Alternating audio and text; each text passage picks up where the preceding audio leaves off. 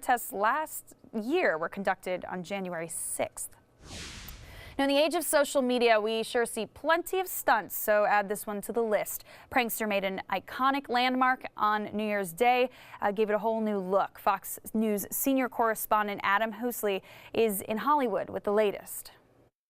An iconic landmark changed overnight. The Hollywood sign in California altered to read Hollyweed. The Los Angeles Police Department is investigating the vandalism. Meanwhile, people had gathered at the Griffith Park Observatory to see the sign for themselves and take photos. Well, I kind of like the traditional sign, but it's just kind of cool being here at the moment.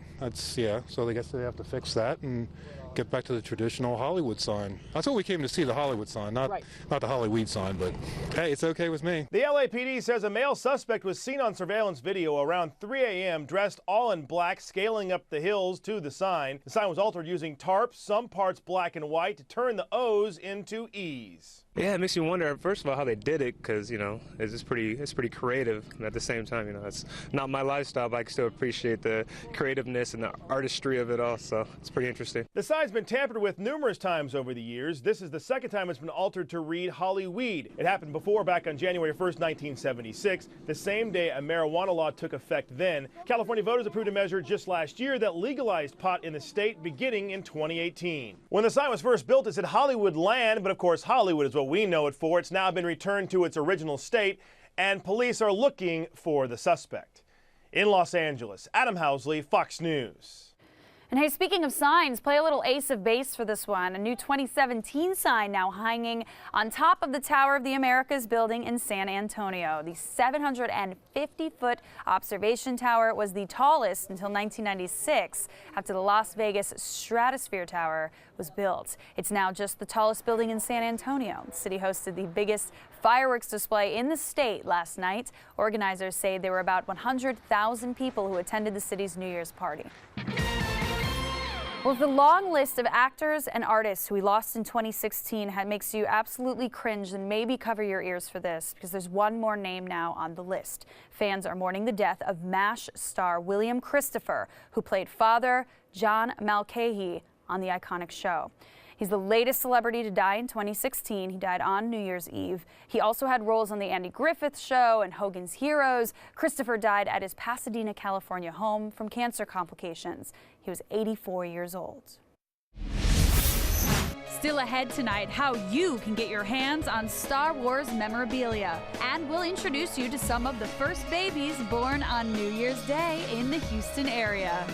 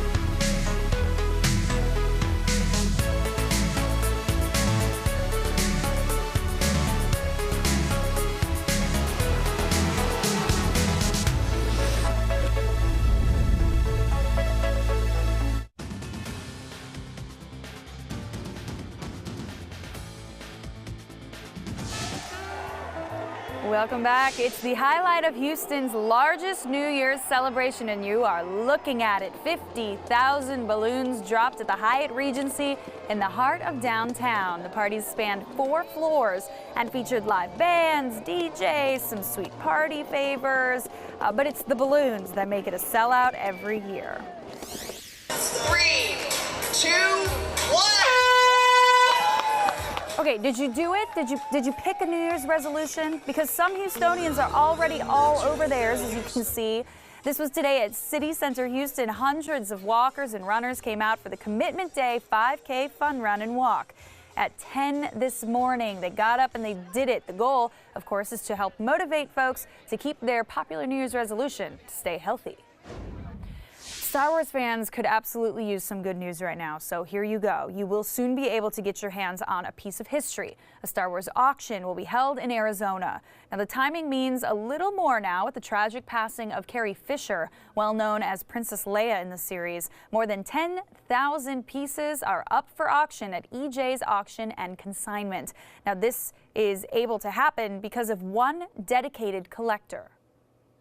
He collected everything that dealt with Star Wars. I mean, we're talking about napkins, the Taco Bell lids from that time period, Coca-Cola caps. I mean, they were Star Wars fanatics.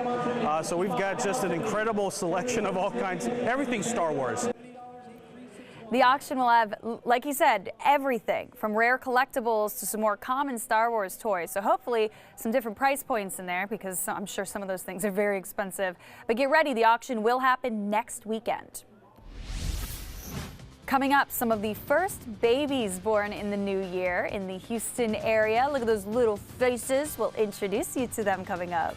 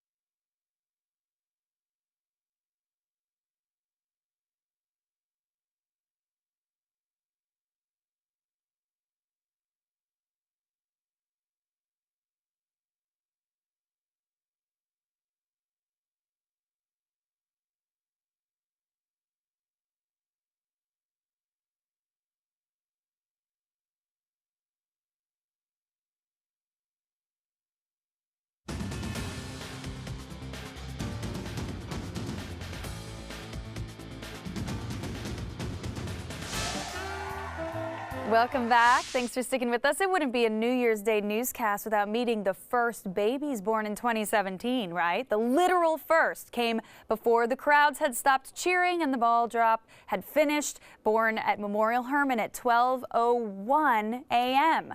Now then, at 12:07 a.m., Myra and her husband Marco welcomed little Frida Carrillo into the world at the Women's Hospital of Texas. Oh, babies. She weighs 6 pounds on the dot, 19.5 inches long.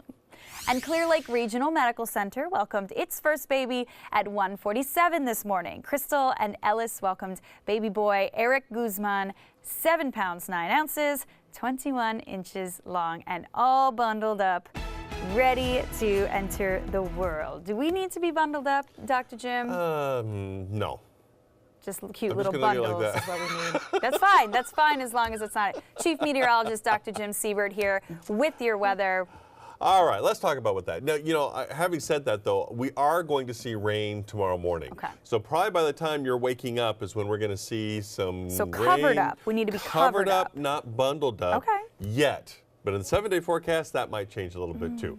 All right, let's take a look outside right now. We've got a little bit of humidity. We got some warm temperatures. I mean, look at it, it's still 69 degrees out there at Moody Gardens. Now, if you look closely, you can see those clouds are trying to lower a little bit, but that's not really going to be a problem. I do think we're going to see some fog again tonight, just simply because there's so much moisture in the atmosphere. And then that fog is also going to turn into rain, like I said, by the time most of us wake up. So let's take a look at those current temperatures. Look at the 60s. 67 in Huntsville, 66 at Bush and Hobby, 67 Pearland, Angleton, Bay City, Katy, 64 degrees.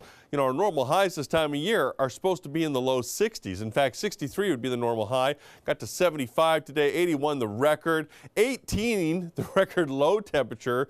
Yikes. Goose eggs across the board for our rainfall. Normally on the first day of the year, we get about 1/10 of an inch of rain. Again, that's just sort of averaging the whole system out. Now, before we get through tomorrow, though, we're definitely going to see some rainfall. Now, we do have winds coming in off the Gulf, about 5-10 miles an hour.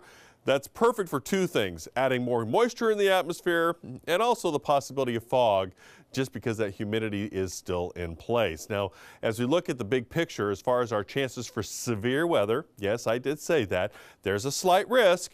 Now, but Houston, in our Houston area, we're right on the edge of the slight risk. And typically, especially as this is starting to pan out, I think it's going to be a little more to the north of us.